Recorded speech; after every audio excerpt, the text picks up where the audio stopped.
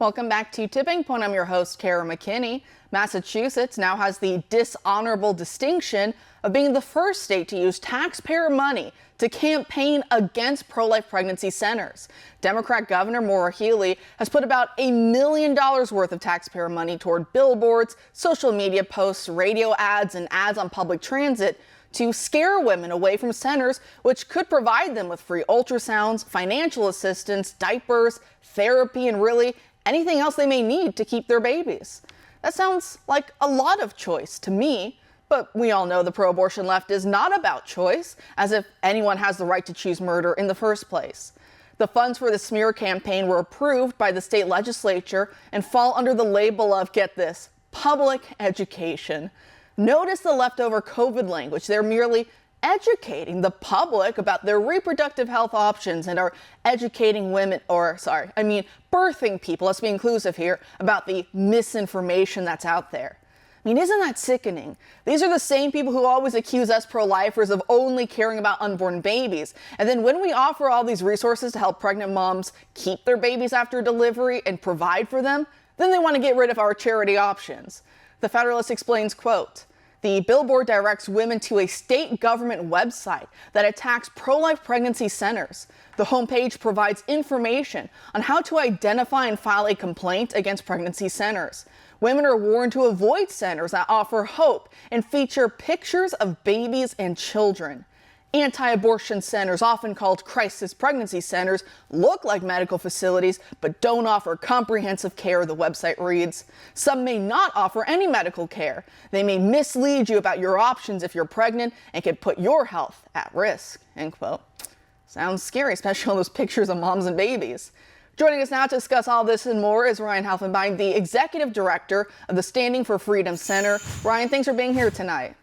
Hey, it's great to be on with you, Kara, as always. Great. So what do you make of this supposed public education campaign? Yeah, I mean, it is a repeat, as you said in the opening monologue there, just with regard to COVID. It is a repeat of that, this whole disinformation thing that we often hear. The fact that they're spending $1 million in taxpayer money for something like 30 centers across Massachusetts, most of them, as most people would guess, are gathered around the Boston area and the Northampton area. It comes to something like $33,000 a center. But here's the thing. Here's the real kicker. When you look at Massachusetts as a state as a whole, it has one of the lowest birthing rates in the entire country.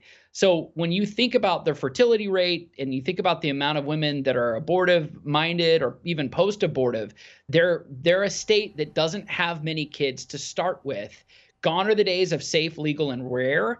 They really want to promote abortion as though it is a societal good, as though it is morally praiseworthy. And part of the reason they want, or part of the reason the way they communicate that is by calling crisis pregnancy centers anti-abortion centers. So think about that. Abortion is the operative term that they see as good. And I think it's widely popular and supported in the state. But here's something else, Kara, in their campaign. They say that crisis pregnancy centers prey upon minority women with this disinformation, that what they're doing is targeting minority communities, poor communities, and they're lying to them. About what? About motherhood, about the joys of being a mom, about the joys of having a wanted child, right?